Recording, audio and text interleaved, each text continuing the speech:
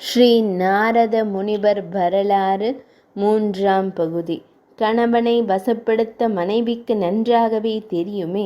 கெஞ்சினால் மிஞ்சுவார்கள், மிஞ்சினால் கெஞ்சுவார்கள். மிஞ்சி பார்த்த லக்ஷ்மி தேவியை நாராயணர் கேலியான துணியில் பேசியதால் லக்ஷ்மி தேவி இப்போது கெஞ்சலாகவும் கொஞ்சலாகவும் பேசி அந்த சிறுவனை காட்டிலிருந்து காப்பாற்ற வேண்டினாள். நாராயணர் சிரித்தார். லக்ஷ்மி தேவி, கவலை கொள்ளாதே. அவன் தன் மனதை பக்குவப்படுத்தும் விதத்திலேயே காட்டிற்கு அனுப்பியுள்ளேன். அங்குள்ள விலங்குகளும் அவன் மீது பாசம் செலுத்தவே செய்யும். அது மட்டுமல்ல, இன்னும் ஒரு சில ஆண்டுகளில் இந்த உலகம் அழியப் போகிறது. பிறக்கப் போகும் புது உலகத்தில் அவன் நம்மோடு இருக்க வகை செய்கிறேன் என்றார். பார்த்தீர்களா தாயாரின் கருணையை? தாயாரை வணங்கினால் இப்பிறவியில் பாதுகாப்பு கிடைக்கிறது. மறுபிறவிக்கு அவளுடனேயே இருக்கும் பாக்கியம் கிடைக்கிறது. இதனால் தான் திருப்பதிக்கு சென்றால் பெருமாளை வணங்கும் முன்பு அலர்மேல் மங்கை தாயார் ஆலயத்திற்கு சென்று தாயாரை வணங்க வேண்டும். அங்கே பகலில் நடக்கும் லக்ஷ்மி பூஜையை கண்குளிரச் சேவிக்க வேண்டும். பின்னர் தான் மலைக்கு ஏற வேண்டும். நாம் பெருமாளை அடையும் முன் நம் கோரிக்கைகள் அனைத்தையும் நிறைவேற்ற பெருமாள் காத்திருப்பார். புரிகிறதா? திருமால் கூறியது போலவே சில ஆண்டுகளில் உலகம் அழிந்தது. கடல் பூமியில் புகுந்து எல்லாவற்றையும் மூழ்கடித்து விட்டது. உயிரற்ற உடல்கள் அடையாளம் தெரியாமல் சுக்கு நூறாக நொறுங்கி மண்ணோடு மண்ணாகிவிட்டது. சூரியன் உள்ளிட்ட கிரகங்களும் அழிந்து போயின. எல்லா ஆத்மாக்களும் இறைவன் முன் வந்து நின்றன. அவ்வாறு நின்றதில் உபவருக்கனின் ஆத்மாவும் ஒன்று. அந்த ஆத்மாவிற்கு பிரம்மா வடிவம் ஒன்றை கொடுத்தார். இதனால் அவன் பிரம்மபுத்திரன் எனப்பட்டான். நாராயணரும் லக்ஷ்மி தாயாரும் அந்த குழந்தையை உச்சி மோந்தனர். அவன் பிரம்மபுத்திரன் என்பதால் தாயாரான சரஸ்வதி தேவி குழந்தை மீது மிகுந்த பாசம் வைத்திருந்தாள். ஒரு நாள் சரஸ்வதி தேவியிடம் பிரம்மபுத்திரன், தாயே, தாங்கள் வைத்திருக்கும் இந்த வீணையை கொண்டு இனிமையாக இசை வடிக்கிறீர்கள். அது கேட்டு உலகமே மயங்கி விடுகிறது. இது எப்படி சாத்தியம்? உங்கள் கை விரல்களில் அப்படி என்னதான் சக்தி இருக்கிறது என்றான். மகனே, இது சாதாரண வீணை அல்ல. இதை வாசிப்பது இசைக்காக மட்டுமல்ல. மனிதர்களோ, தேவர்களோ, கந்தர்வர்களோ, இதர லோகத்தில் வாழ்பவர்களோ தரிகெட்டு அலையும் போது இந்த வீணையை நான் வாசிக்கிறேன். அப்போது மகுடிக்கு எப்படி பாம்பு கட்டுப்படுகிறதோ அதுபோல இதன் இசையால் இந்த உலகத்தை என் கட்டுப்பாட்டில் வைத்திருக்கிறேன் என்றாள் சரஸ்வதி தேவி. அப்படியா தாயே? இந்த வீணையை கொடுத்தது யார் தாயே? தங்கள் தந்தையா, அல்லது எனது தந்தை பிரம்மதேவரா, அல்லது தேவாதி தேவர்களா என்றதும், இல்லை மகனே, அது ஒரு பெரிய கதை என ஆரம்பித்தாள் சரஸ்வதி தேவி. பிரம்மபுத்திரன் தாயின் சரிதத்தை கேட்க தயாரானான். முற்காலத்தில் உன் தந்தைக்கு 5 தலைகள் இருந்தன. அவருக்கு உலகை படைக்கும் ஆற்றல் தரப்பட்டிருந்தது. நாராயணர் அதை பாதுகாப்பவராகவும் சிவபெருமான் ருத்ரனாகி அதை அழிக்கும் வல்லமை உள்ளவர்களாகவும் விளங்கினர். படைப்பதை விட அழிப்பது சுலபம். ஒரு மண் சட்டியை குயவன் செய்வதற்கு படாத பாடுபடுவான். ஆனால் அதை கவனக்குறைவாக கையில் வைத்திருந்தால் கீழே விழுந்து நொறுங்கி போகும். அவ்வகையில் அழிவுக்கே அதிக சக்தி என்ற நிலையில் அழிவு கடவுளான சிவபெருமான் மிகுந்த சக்தி உள்ளவராக இருந்தார். ஒரு முறை பிரம்மதேவர் ஒரு பெண்ணை படைத்தார். அவள் அழகு திலகமாய் ஜொலித்தாள். அவளை பார்த்ததும் அவருக்கு கடும் மோகம் ஏற்பட்டு விட்டது. அவளை அடைய விரும்பினார். அப்பெண் பயந்து ஓடினாள். படைப்பு தெய்வமே, தாங்களே இப்படி நடக்கலாமா? படைப்பவர் தந்தைக்கு சமமானவர். அவ்வகையில் நீங்கள் எனக்கு தந்தையாகிறீர்கள். நீங்கள் என்னை அடைய நினைப்பது தவறு என அப்பெண் கதறினாள். ஆனால் ஆற்றல் மிக்க பிரம்மதேவரிடம் அவளது வார்த்தைகள் எடுபடவில்லை. அவர் அவளை வலுக்கட்டாயமாக திருமணம் செய்து கொண்டு விட்டார். அப்பெண் அழுதபடியே சிவனின் பத்தினியான பார்வதி தேவியிடம் சென்று முறையிட்டாள். ருத்ர தாண்டவ மூர்த்தியான ஈசனாருக்கு இத்தகவல் சென்றது. அவர் பிரம்மனை அழைத்தார். பிரம்மனே, உலகில் எனக்கு மட்டுமே 5 தலைகள். இதன் மூலம் பஞ்சபூதங்களையும் என் கட்டுப்பாட்டில் வைத்திருக்கிறேன். உலகோர் பார்வையில் ஒரு தலை மட்டுமே தெரியும். படைப்பது, காப்பது, அளிப்பது எல்லாவற்றையும் என் ஒருவனால் செய்ய இயலும். என்றாலும் என்னிடமிருந்து 2 சக்திகளை பிரித்து தங்களிடமும் திருமாலிடமும் ஒப்படைத்துள்ளேன். என் சார்பில் உமக்கு 5 தலையும் கொடுத்திருந்தேன். ஆனால் பெற்ற மகளுக்கு சமமான பெண்ணை உன் இச்சைக்கு பயன்படுத்தி கொண்டாய். இனி என்னை போல் இருக்க நீ தகுதியற்றவன் என கூறி ஒரு தலையை கிள்ளி எடுத்து விட்டார். இதன் பின் பிரம்மதேவர் நான்முகனானார். பின்னர் அப்பெண்ணை அழைத்த சிவபெருமான், இவனுக்கே மனைவியாய் இருந்து சகல லோகங்களையும் கவனித்து வா. உனக்கு இவ்வுலகத்தில் உள்ள வித்தைகளுக்கு அதிபதியாய் இருக்கும் பாக்கியத்தை தருகிறேன். இனி நீ கலைவாணி எனப்படுவாய். இதோ தேவலோகத்தில் உள்ள இந்த வீணை உனக்குரியது. இதை கொண்டு உலக உயிர்களை மயக்கி வா என்றார். அவள் வேறு யாருமல்ல, உன் தாயான நான் தான் என்றாள் சரஸ்வதி தேவி.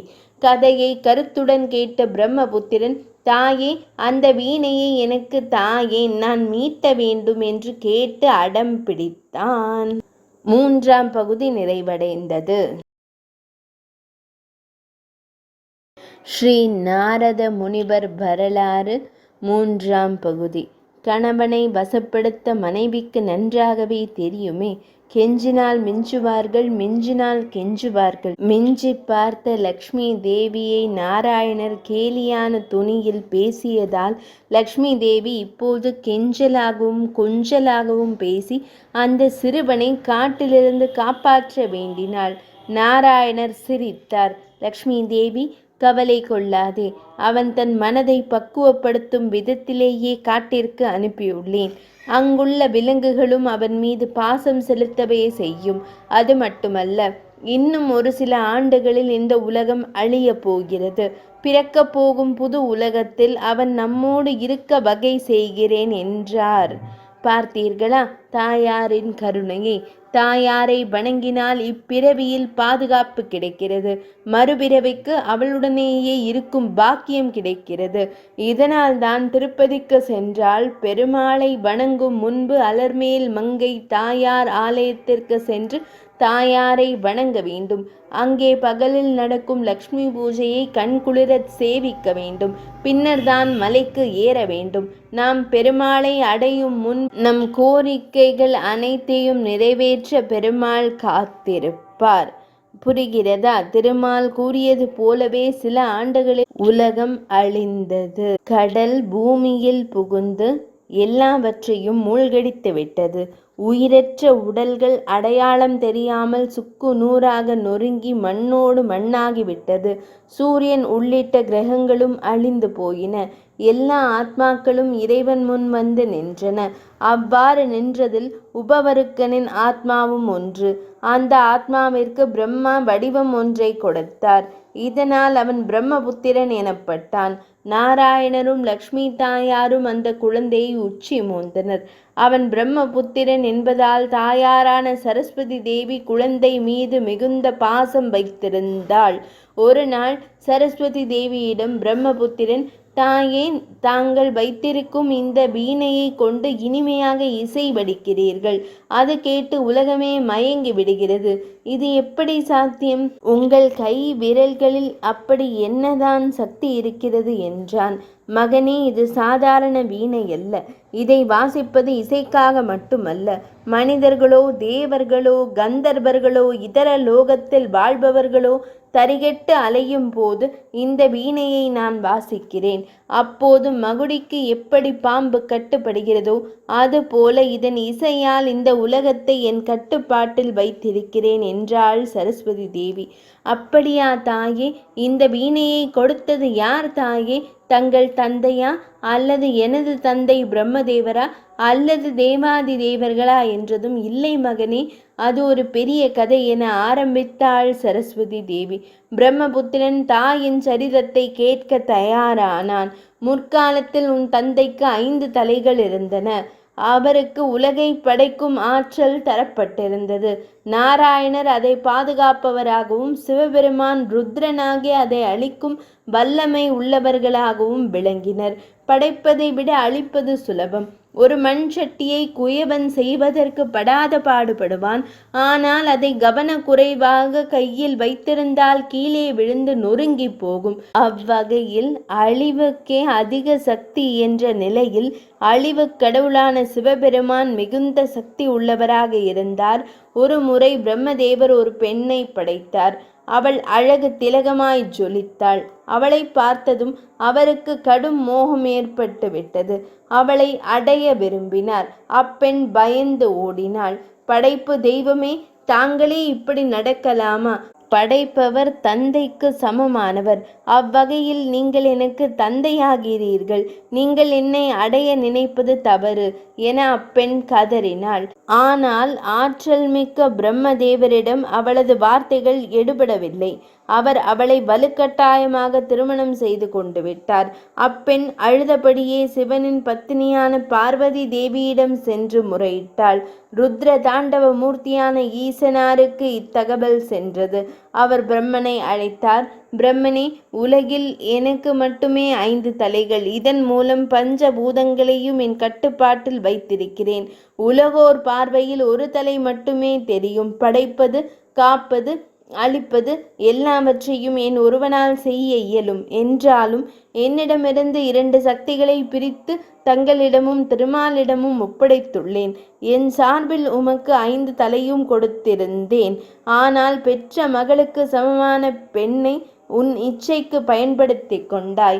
இனி என்னை போல் இருக்க நீ தகுதியற்றவன் என கூறி ஒரு தலையை கிள்ளி எடுத்து விட்டார். இதன் பின் பிரம்மதேவர் நான்முகனானார். பின்னர் அப்பெண்ணை அழைத்த சிவபெருமான், இவனுக்கே மனைவியாய் இருந்து சகல லோகங்களையும் கவனித்து வா. உனக்கு இவ்வுலகத்தில் உள்ள வித்தைகளுக்கு அதிபதியாய் இருக்கும் பாக்கியத்தை தருகிறேன். இனி நீ கலைவாணி எனப்படுவாய். இதோ தேவலோகத்தில் உள்ள இந்த வீணை உனக்குரியது. இதை கொண்டு உலக உயிர்களை மயக்கி வா என்றார். அவள் வேறு யாருமல்ல, உன் தாயான நான் தான் என்றாள் சரஸ்வதி தேவி. கதையை கருத்துடன் கேட்ட பிரம்மபுத்திரன், தாயே, அந்த வீணையை எனக்கு தாயேன், நான் மீட்ட வேண்டும் என்று கேட்டு அடம் பிடித்தான். 3ஆம் பகுதி நிறைவடைந்தது.